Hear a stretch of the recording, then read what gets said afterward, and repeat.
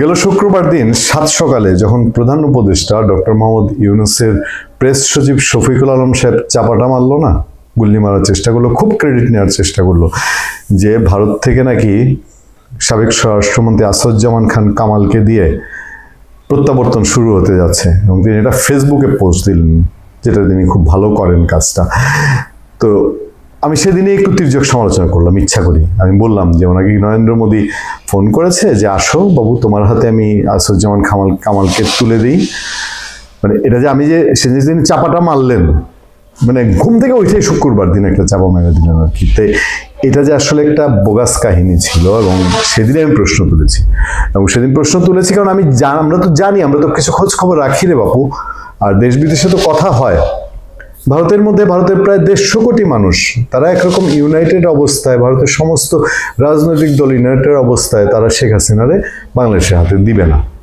Officially Bharat চিঠিপত্র লেখে নাই, কিন্তু ভারত তো এটা জানাই দিচ্ছে একরকম ডিরেক্ট ইনডাইরেক্ট। ডক্টর ইউনূস সাহেব ওইটা বুঝা গেছেন। ওনার খলিলুর রহমান সাহেব যে গেলেন অজিত দোভালের সঙ্গে বৈঠক হলো বাংলাদেশের নিরাপত্তা উপদেষ্টা, ভারতের নিরাপত্তা উপদেষ্টার কাছে আইসা, তো উনি তো ফেসবুকে পোস্ট দিলেন না এই পোস্ট যে গেছি আমি গিয়া বিশ্বজয় করে আসছি, আমি কামাল রানা ব্যবস্থা করে আসছি, পরে শেখ হাসিনা আসবে বলছে খলিলুর রহমান সাহেব, তার রেফারেন্সে বলছে, তার রেফারেন্সেও শফিকুল আলম সাহেব বলে নাই। একটা মন চাইছে ঘুমতে, ওইটা শুক্রবার দিন কিছু করার নেই, একটা চাপা উনি মেরে দিলেন আর কি।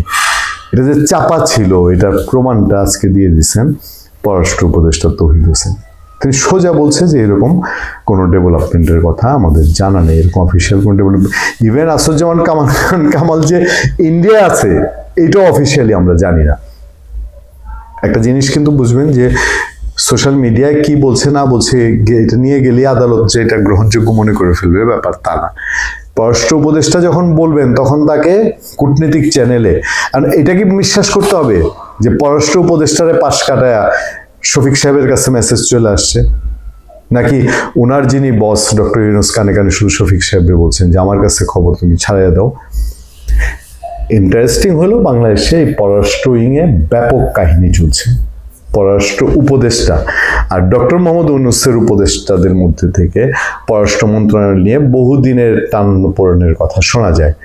পররাষ্ট্র মন্ত্রণালয় যে আসলে কে কখন চালায় কি করে, যেমন ধরেন লন্ডন ফেইলিউর, লন্ডন বৈঠক, লন্ডনের ডক্টর ইউনূসের যে ট্যুর, এই ট্যুরের ব্যর্থতা পররাষ্ট্র মন্ত্রণালয় তার কাঁধে নিতে চায় না।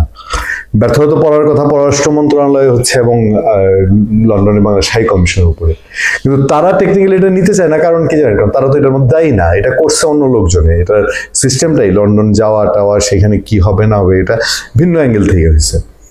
এরকম শফিক সাহেব কোন ক্রেডিট নিতে চাইছিলেন এটা জাতির সামনে উনি পরিষ্কার করবেন কিনা অতি সত্বর, বা পররাষ্ট্র উপদেষ্টা যেটা বলেছেন যে তার কাছে কোনো তথ্য নাই, এইটাকে কি এখন ডিফেন্ড করবেন কিনা প্রেস সচিব, যে না পররাষ্ট্র উপদেষ্টা কিছু জানে না, উনি কিছু জানে টানে না, এগুলো তো আমি ডিল করি।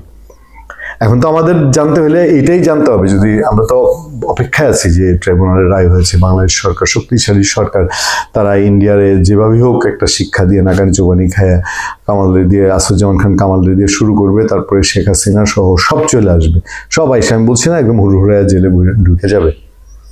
ভালো থাকবেন, সুস্থ থাকবেন। আপনার সাথে আমি আতিক রহমান, পূর্ণিয়া।